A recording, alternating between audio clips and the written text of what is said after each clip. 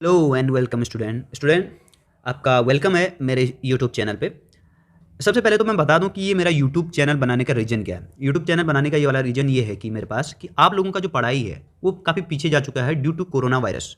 Corona virus में आप सभी के स्कूल बंद हैं। आप केवल उतना ही कवर कर रहे हैं जितना कि आपको स्कूल की ओर से मिल रहा है होमवर्क, या ऑनलाइन क्लासेस चल रही हैं स्कूल में, पर लेकिन गूगल जूम वगैरह में उसको अच्छी तरह से आप कवर अप नहीं कर पा रहे हैं। आपके पास बहुत सारे ओटीटी प्लेटफॉर्म भी हैं, पर लेकिन वहाँ पे आपके डाउट सॉल्विंग भी और सारी चीज़ें नहीं कर पाते हैं। वहाँ पे आपकी कुछ कुछ पेड लाइव क्लासेस चलती हैं। तो मैंने यहाँ पे यूट्यूब चैनल बनाने का सोचा जिसमें आप एकदम फ्री अच्छी तरह से, जो आपका एक जेन्युइन एक टीचर से आप पढ़ सकते हैं, जो आप स्कूल में सीख सकते थे वो आप अच्छी तरह से यहाँ पे सीखें। मैं हर एक चैप्टर को अच्छी तरह से एक्सप्लेन करने वाला हूँ, और हर एक एक्सरसाइज को और जो एग्जाम्पल्स होते हैं एनसीईआरटी के, केवल एनसीईआरटी के, उनको मैं अच्छी तरह से आपको कराने वाला हूँ। और जो आपके डाउट्स हैं आप उनको कमेंट बॉक्स में, अगर आपका किसी एक्सरसाइज का डाउट है तो उस एक्सरसाइज और उसका क्वेश्चन नंबर आप कमेंट बॉक्स में छोड़ सकते हैं। मैं आपका डाउट जरूर सॉल्व करूँगा। मैं आपको हो सके तो अपना ईमेल आईडी या पर्सनल जो व्हाट्सएप नंबर है वो भी डाल दूंगा, जिसकी वजह से आप वहाँ पे अपने डाउट मुझे शेयर कर सकते हैं और मैं आपका वो डाउट्स सॉल्व कर सकता हूँ। वैसे भी मेरे पास टाइम वैसे कम रहता है, फिर भी मैंने कोशिश की है कि आप सभी बच्चों के लिए कुछ टाइम दिन के निकालूं और चैप्टर, कुछ एक्सरसाइज, कुछ क्वेश्चन दिन के पर डे के कराऊं, जिसकी वजह से आप सभी का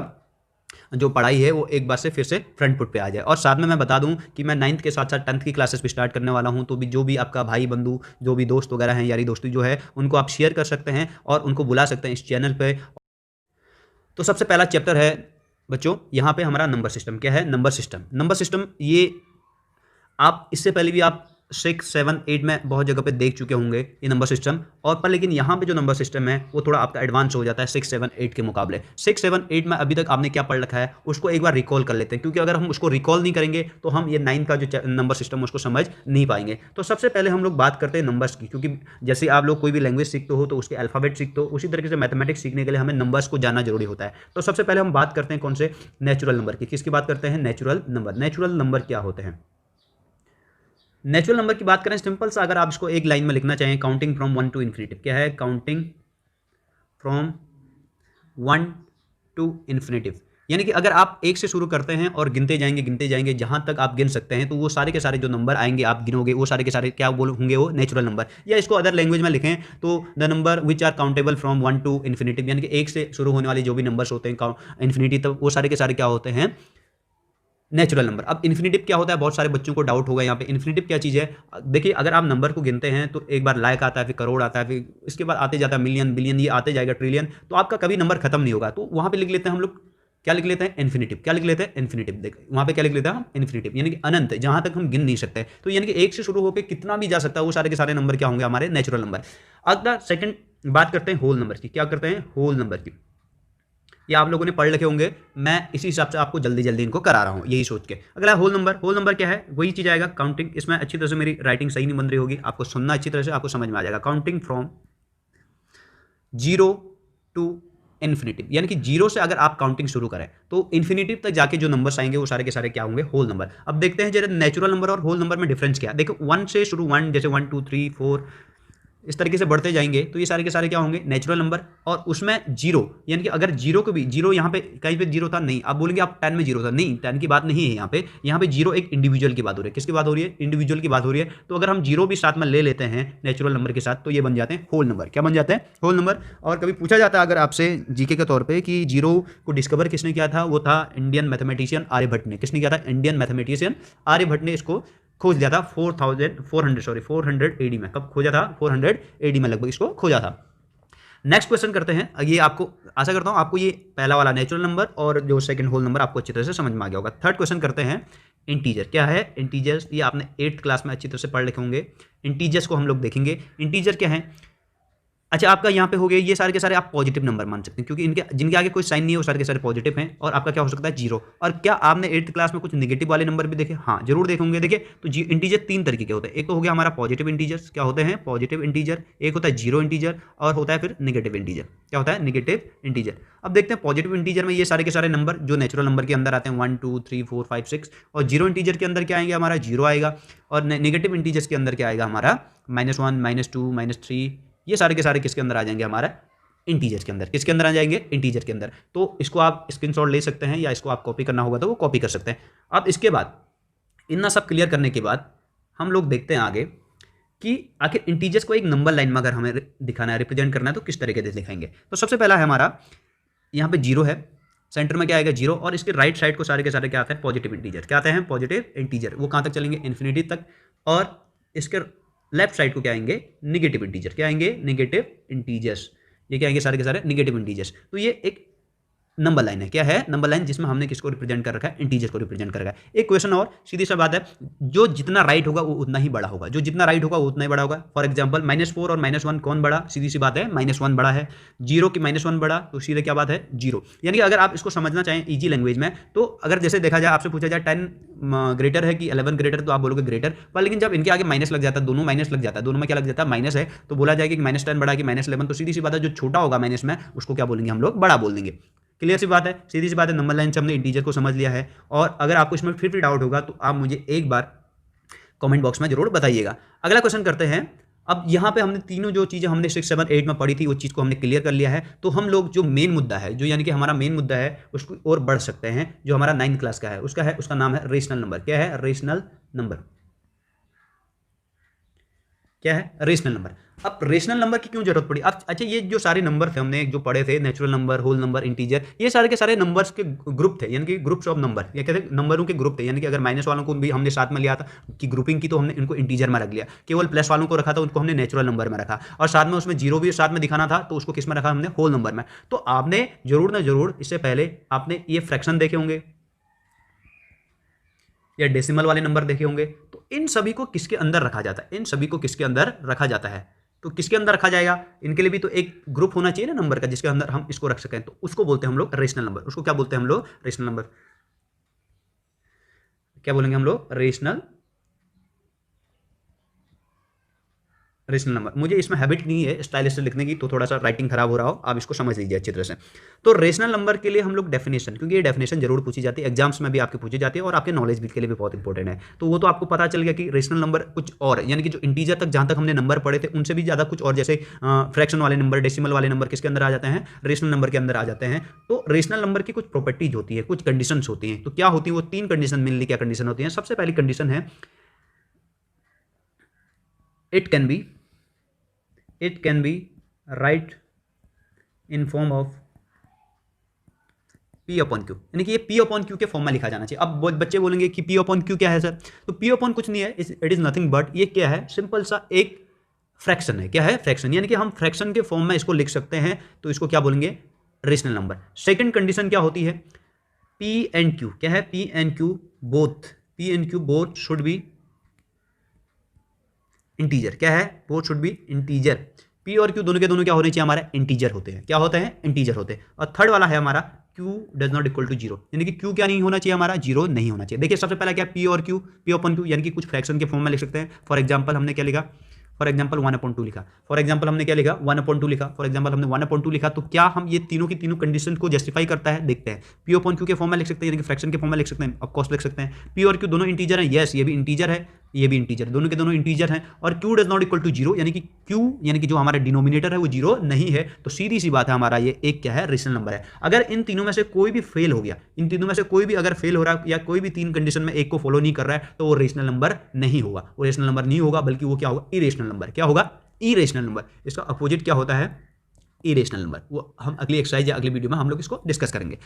जैसे इसके कुछ एग्जांपल लेते हैं। क्या लेते हैं कुछ लोग कुछ एग्जांपल लेते हैं।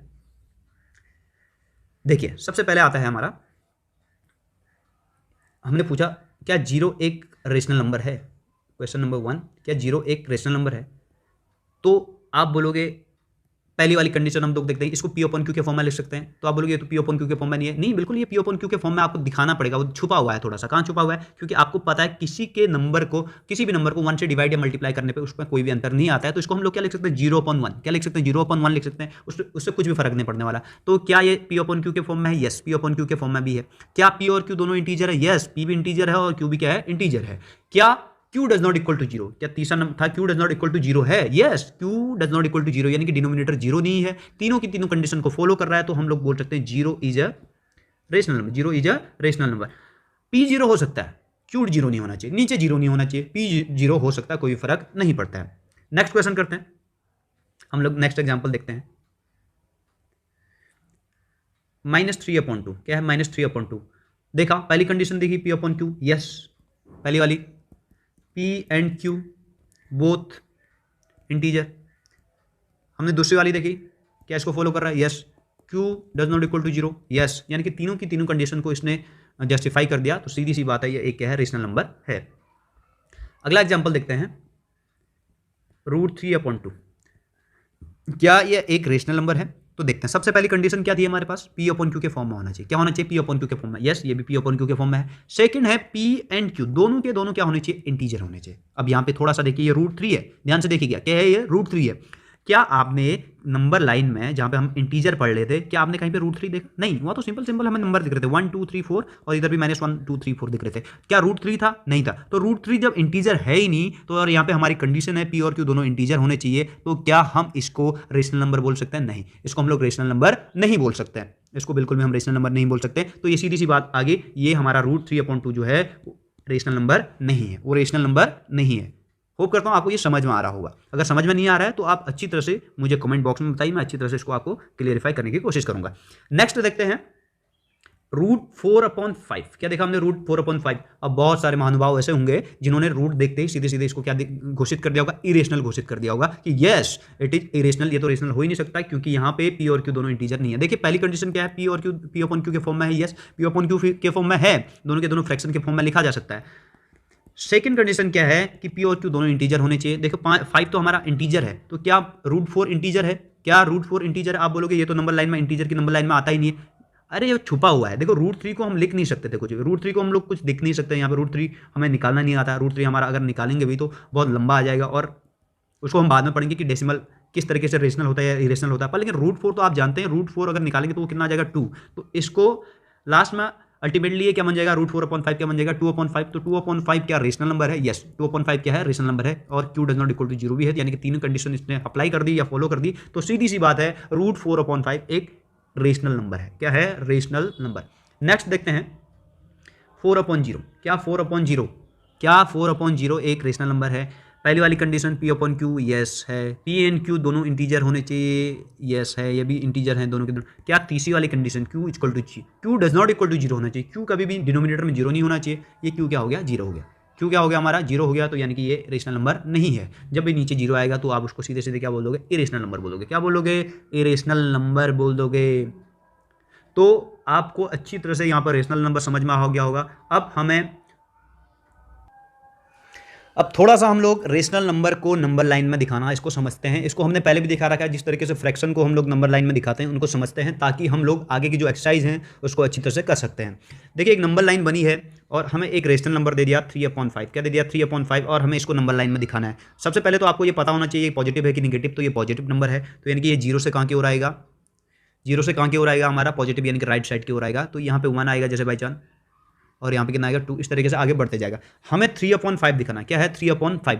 तो आपको ये पता होना चाहिए कैसा फ्रैक्शन है, ये कैसा फ्रैक्शन है, प्रॉपर फ्रैक्शन है। कैसा है, प्रॉपर फ्रैक्शन। प्रॉपर फ्रैक्शन की जो वैल्यू होती है वो हमेशा 1 से कम होती है। देखिए प्रॉपर फ्रैक्शन का मतलब क्या है, न्यूमरेटर छोटा होना चाहिए और डिनोमिनेटर क्या होना चाहिए, बड़ा। देखिए यहाँ पे 5 पार्ट है, और क्या है, अगर बाई चांस, इसका ये क्या मतलब है, अगर कोई चीज़ है उसके कितने पार्ट कर दें हमने, नीचे वाले को हम लोग पार्ट बोलते हैं। 1 2 3 4 एंड 1 2 3 4 एंड 5 कितने पार्ट कर दिए हमने, 1 2 3 4 5 6, ये तो 6 हो गया। 1 सेकेंड, 1 2 3 4 एंड 5 पार्ट किए हमने। कितने पार्ट किए हमने, 5 पार्ट किए। यहाँ तक आप मान लीजिए, और उसमें से हमने कितने पार्ट लेने हैं, 3। कितने पार्ट लेने हैं, 3। तो देखो वो पूरा तो कितना था, ये पूरा इतना था, पूरा कितना था, 5 नहीं था, पूरा पूरा वो 1 था, और उसके हमने कितने पार्ट कर दिए थे, 5 पार्ट कर दिए थे, और उसमें से हमने कितने लिए, 3 पार्ट लिए। कितने पार्ट लिए हमने, 3। तो कभी भी प्रॉपर फ्रैक्शन, किसका फ्रैक्शन, प्रॉपर फ्रैक्शन का जो वैल्यू होता है वो हमेशा किससे कम होता है, 1। जैसे जिसका न्यूमरेटर छोटा और डिनोमिनेटर बड़ा, वो प्रॉपर फ्रैक्शन है, उसका वैल्यू हमेशा कितना होगा, 1 से कम होगा। तो वो किसके बीच में आएगा, 0 और 1, क्योंकि 1 से कम है तो यानी कि इसी साइड आएगा। मैंने बोला राइट साइड को बड़ा होता है और लेफ्ट साइड को क्या होता है, छोटा। राइट साइड को बड़ा होता है और लेफ्ट साइड को क्या होता है, छोटा। तो यानी कि वो 0 और 1 के बीच में आएगा। अब देखो हमें पार्ट कितने करने हैं, 5 पार्ट करने हैं। तो यानी कि 1 2 3 4 एंड 5। देखो 1 2 3 4 एंड 5 पार्ट, कितने पार्ट हो गए, 5। और उसमें से हमने कितने पार्ट को रिप्रेजेंट करना, 3 पार्ट को। कितने पार्ट को, 1 2 एंड 3। तो यानी कि ये बेसिक सा आपको एक एग्जांपल था कि इस तरीके से हम लोग नंबर लाइन में दिखा सकते हैं किसी भी रेशनल नंबर को। अब मैं आपको एक चीज़ बता दूं, जैसे मैंने बोला 10 और 15 के बीच कितने नेचुरल नंबर है या कितने इंटीजर है, या बोला कितने होल नंबर है, तो सीधे सीधे आप बोलोगे 11 12 13 एंड 14, बोलोगे 4 है। कितना बोलोगे आप, 4 है। मैंने बोला गुड, बहुत अच्छा कर रहे हो आप। अगर मैंने बोला 7 और 17 के बीच कितने हैं, तो आप लोग यहाँ पे देखोगे 8, 9, 10, 11, 12 सारे को सभी को काउंट करोगे और बोलोगे जितना भी आएगा आपका यहाँ पे 11 आएगा, सॉरी हाँ 11 आएगा, 1 सेकंड, कितना आएगा 17 माइनस 8, 9 आएगा, कितना आएगा 9 आएगा। वो सारे के सारे किसके बीच आ जाएंगे आपके, इसके बीच के नेचुरल नंबर या होल नंबर या इंटीजर आएंगे। तो क्या अगर मैं कभी पूछूं आपसे 7 और 8 के बीच, कितने के बीच, 7 और 8 के बीच, 7 और 8 के बीच कितने रेशनल नंबर आएंगे, तो क्या आप ये बोल सकते हो कि इसके बीच एक भी नहीं आएगा। मैंने बोला चलो यहाँ पे तो एक भी नहीं है, 10 और 15 के बीच कितने रेशनल नंबर आएंगे, तो आप यहाँ पे 11, 12, 13 और 14 क्या आप यहाँ पे बोलोगे कि केवल 4 आएंगे, नहीं, ये आपका गलत होगा। अब देखते हैं इसको एग्जाम्पल से समझते हैं कि कैसे आपका गलत हो जाएगा। देखिए आपको पता है कि रेशनल नंबर में फ्रैक्शन होता है, फ्रैक्शन का मतलब होता है टुकड़ा, फ्रैक्शन का मतलब क्या होता है, टुकड़ा। रेशनल नंबर में अगर आप देखें पी अपॉन क्यू यानी कि टुकड़े के फॉर्म में लिखा सकता है, तो हम लोग टुकड़े को मान लेते हैं, यानी कि सीधा से एक पार्ट है। रेशनल नंबर क्या है, पार्ट यानी कि टुकड़े, ये 1/2, ये भी तो टुकड़े हैं, 2 पार्ट में से कितना पार्ट लिया गया है, 1 पार्ट। तो अगर मैं बोलूँ 3 और 4 के बीच कितने रेशनल नंबर आ सकते हैं, तो उतने रेशनल नंबर आ सकते हैं जितने कि इसके टुकड़े हो सकते हैं, जितने कि इसके क्या हो सकते हैं, टुकड़े। अब बताओ इसके टुकड़े कितने कर सकते हो, आप किसी भी चीज के अनगिनत टुकड़े कर सकते हो, इनफाइनाइटी टुकड़े कर सकते हो। तो यानी कि किन्हीं भी दो नंबर के बीच कितने रेशनल नंबर हो सकते हैं, इन्फिनिटिव। कितने हो सकते हैं, इन्फिनिटिव रेशनल नंबर। लेटा हुआ एड नहीं है, इन्फिनिटिव है। कितना है, इन्फिनिटिव। जैसे मैं बोलूं 5 और 6 के बीच कितने रेशनल नंबर होंगे, तो आप बोलोगे इन्फिनिटिव। क्या बोलोगे, इन्फिनिटिव। क्यों, क्योंकि रेशनल नंबर के अंदर एक चीज आ जाती है फ्रैक्शन। क्या जाती है, फ्रैक्शन। फ्रैक्शन का मतलब क्या होता है, टुकड़ा। और किसी भी चीज के हम लोग कितने टुकड़े कर सकते हैं, अनगिनत टुकड़े कर सकते हैं। तो यानी कि इनके बीच कितने रेशनल नंबर आ सकते हैं, अनगिनत रेशनल नंबर आ सकते हैं। तो ये चीज आपको होप करता हूं अच्छी तरह से समझ आ गई होगी। समझ में आ गया आपको। अगर मैं पूछूं आपसे देयर आर